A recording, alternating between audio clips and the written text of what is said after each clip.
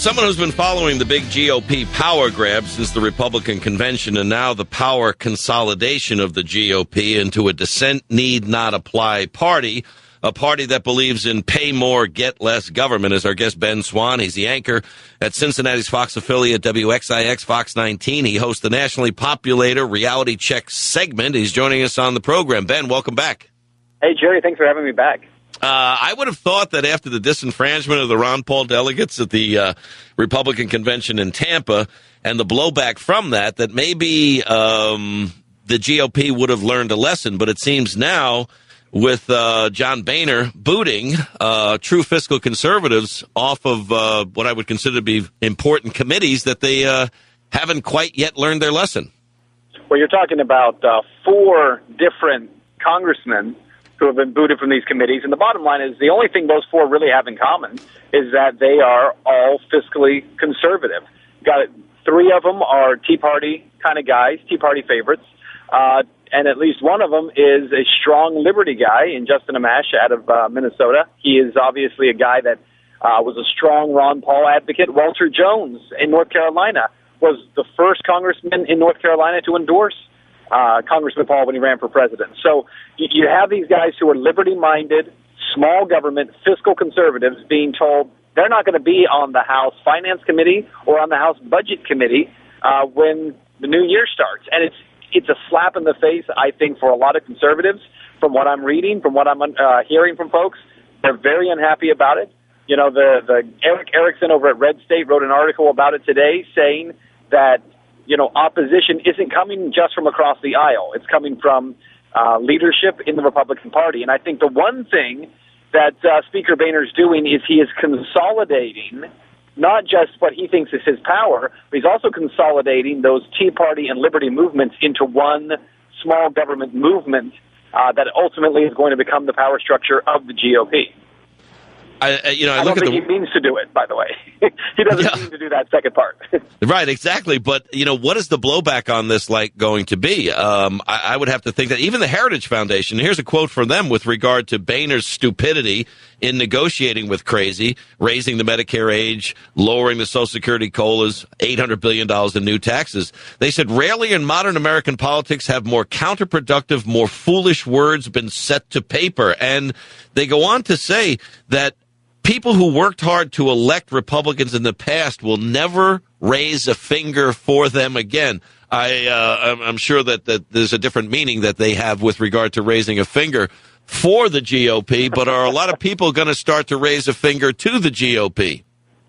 Well, I think that there's already been that movement. I mean, we saw the whole strategy during this 2012 election. You know, you and I talked about it the night before the election.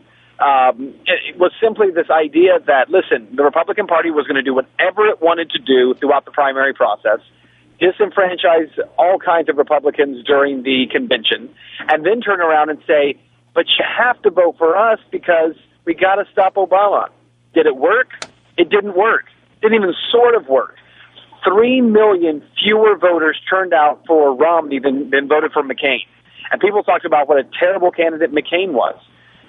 Romney did much worse than McCain did. So the backlash has already begun. But keep in mind, Speaker Boehner is the same guy who, during the actual convention in Tampa, read a rule change in the Republican Party that essentially means the rule committee can change the rules whenever they like, that they are allowed, the Republican leadership can change the rules for the party whenever they like.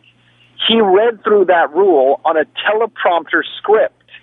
And we showed video of it. We're showing that video again tonight on our program, where he read that script saying that the ayes had won, when clearly, if you listen to the crowd, there's no way there was a 2/3 majority for that vote.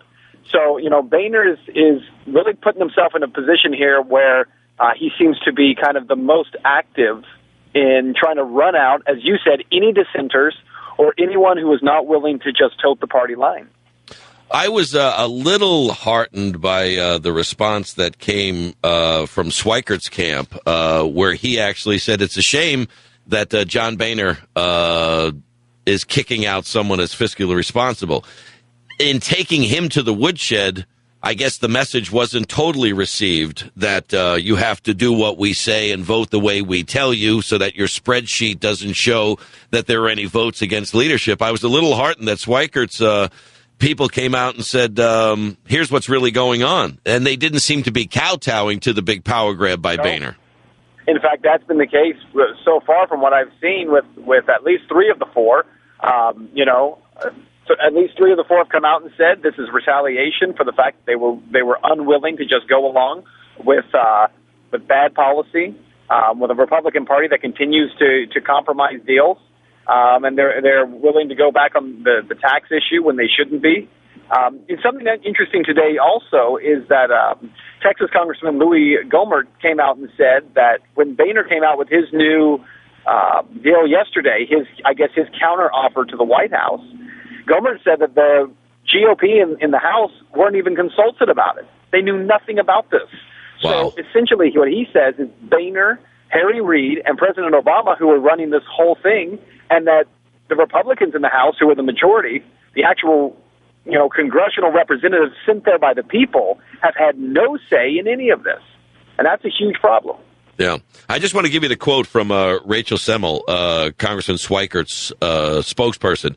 She said, this morning, Congressman Schweikert learned that there was a price to be paid for voting based on principle. That price was the removal from the House Financial Services Committee. We are obviously disappointed that leadership chose to take this course, but Representative Schweikert remains committed to fighting for the conservative principles that brought him here. I believe, Ben, that someone like Schweikert or Walter Jones or Holzkamp or Amash are going to be rewarded for what it is that they're doing, which is standing up for true fiscal conservative principles. And I think there's going to be a price to pay, maybe not necessarily by Boehner, but by the Republican Party, that if they think that what they went through this past November was painful, they're going to see that repeat itself in 2014. Yeah, I agree with you completely. I think that the bottom line is that the liberty movement is rising in the Republican Party, and they are targeting, I think, as well as Tea Party groups, are going to target that Republican leadership, and they're going to remove them. Something that's kind of funny that's going on down in Kentucky, Senator Rand Paul has been doing a couple of tours around the state, and twice now, the Senate Minority Leader, Mitch McConnell, has insisted on being at events where he's introduced him. Now, Senator Paul and Senator McConnell rarely vote the same on many, many issues. Right. And certainly you wouldn't say that they are bedfellows in any way. And yet McConnell wants to be seen standing next to Paul as often as he can because he wants to create this image that I'm with you guys. I think that he's very worried that he'll get, if you excuse the phrase, but Tea Partied out right. In 2014 and prior to that in the primary. I think it may happen more than people expect because there is a complete dissatisfaction among Republicans for the way that this general election was handled. The establishment essentially took the position, trust us, we know what we're doing, we don't need these people, we can get a hold of the White House, we can get control of Congress, we can get the Senate, and they were wrong. So, the confidence is gone, and I think that conservatives are saying, well, we're not going to continue to listen to these guys. We don't trust them anymore. What does Boehner live in such a bubble? Is he a victim of his own Stockholm syndrome, where he doesn't see these realities, or is it just that he's been in this for so long, and that he sees this as his moment to be the Uber power broker, that he just is blind to his own realities? That people are saying enough of this nonsense. I really can't speak for him. I don't know. I will say that I think that a lot of these guys who have been in office for so long are not aware of how the general public feels. When you're a guy like Speaker Boehner, who essentially doesn't have to run for your own seat anymore, he's just an automatic type of thing. Do you really listen to people, and do you really have a strong message? And that's not to be critical of him, being secure in his seat. But I think that there is a lack of belief that things will really change based on what the people want. And it all becomes an issue of parties running everything. Yeah. So I think for him, he's not aware of the fact that there are people who are incredibly dissatisfied with it. And this game that he's on one side and Reid's on the other and Obama's on the other, I'm just not sure that the American people are buying that anymore, and I'm convinced that conservatives don't believe it right now.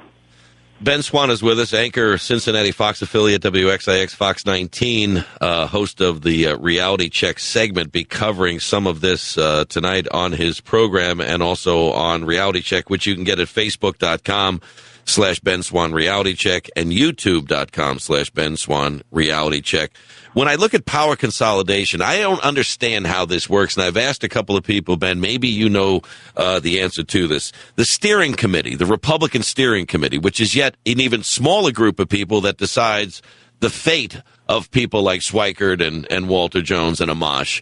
But I believe there's about 10 votes on that steering committee. They sit down with a spreadsheet, and they look at everyone's votes, and then they see who voted with leadership and who voted against, and then the decisions are made in that steering committee to decide who's in and who's out. Now, I don't know how Boehner manages to get 5 votes out of 10, and Cantor gets 2 votes out of 10, and the other 3 get 3 out of 10. But between those two, Boehner and Cantor, there's the 70%, 2/3 majority that's necessary to do whatever it is that they want to do. So it seems the power consolidation goes well beyond the disenfranchisement of the Ron Paul delegates at the convention inside the party. The power consolidation gives even more power to the people who seem to be less concerned about what the will of the people is. Yeah, well, and I think, the issue with the Ron Paul issue, and this is important for your listeners to understand, is that the issue was not Ron Paul, and so much during the primary, it became a Ron Paul, Paul Bot, Paulite, as they called the Ron Paul people were kind of this fringe weirdo group that was attempting to railroad the Republican Party. And what people are realizing is, okay, number one, the Ron Paul people aren't necessarily Ron Paul people. They're just liberty people who had a messenger in the person of Ron Paul, first. And secondly, they're beginning to realize that maybe it's not those people who are trying to railroad the Republican Party. Maybe it's not the Tea Party folks who are trying to railroad the Republican Party. Maybe it's the Republican establishment that's been railroading the Republican Party. And I think that's the epiphany that a lot of folks are beginning to have, I think. As you said, between McNeely, Cantor, and Boehner, I mean, these guys, in a lot of conservatives' minds as of today, they are the opposition. More so than Obama, more so than Democrats in the Senate, more so than Democrats in the House. They are the opposition, because until you deal with that issue, forget about debating about spending and defense spending and Social Security and Medicare and domestic programs, forget all of it. Until you deal with whether or not the leadership of the party actually represents the values of the people in the party, forget the debates in Washington. They don't matter. And I think people are realizing that as of today. Yeah, I was, before you came on, I was noting Michelle Malkin on Neil Cavuto's program on Fox today, who's pretty much a lockstep cheerleader for the Republican Party. She was blowing a gasket that she couldn't believe that the GOP would put any of this nonsense out there, that they would negotiate in public with nonsense like Obama saying, well, we can discuss lowering the tax brackets on the highest income earners next year after we raise them this year. You don't negotiate with that kind of stuff, Ben. You just go, I don't negotiate with crazy. And Cavuto was taken aback by Michelle Malkin going after the GOP to the point that he was trying to walk her back off the ledge, because how dare she go there on Fox about the GOP? Well, that's going to be the other thing. I think what's going to be really interesting over the next 2 years is the message machine that is Fox Network and Fox News Channel, I should say. The message machine that is Fox News Channel is going to have a really difficult time. I think Boehner's making it very difficult. Cantor's making it very difficult for that message machine to paint the left-right paradigm the way that they like to. And right now, that's kind of coming unraveled. So you have a lot of conservatives who, as I said, I mean, the stuff I was seeing today that's popping up, including, I already mentioned Eric Erickson over at Red State, but the way that Erickson was writing over there at Red State was essentially, the priority number one going into 2014, it's going to be the Tea Party versus not Democrats. It's going to be the Tea Party and the Liberty votes versus the Republican Party. that's what I think 2014 is shaping up to be. And I think a lot of these guys who are establishment guys may want to cozy up to Boehner to get a good assignment, cozy up to Cantor, but at the same time, are you putting yourself at risk? And that's going to be the really interesting story, I think, headed into 2014. Look forward to you covering it tonight on your program. Ben Swann, anchor at Cincinnati's Fox affiliate, WXIX Fox 19. Check out his reality check segment, Millions Have, and you can do it at Facebook.com/Ben Swann Reality Check or YouTube.com/Ben Swann Reality Check. Maybe a little reality check for Speaker Boehner would be in order, and I'm sure you're going to deliver that. Ben Swann, thanks for being with us on the show. Thanks, Jerry.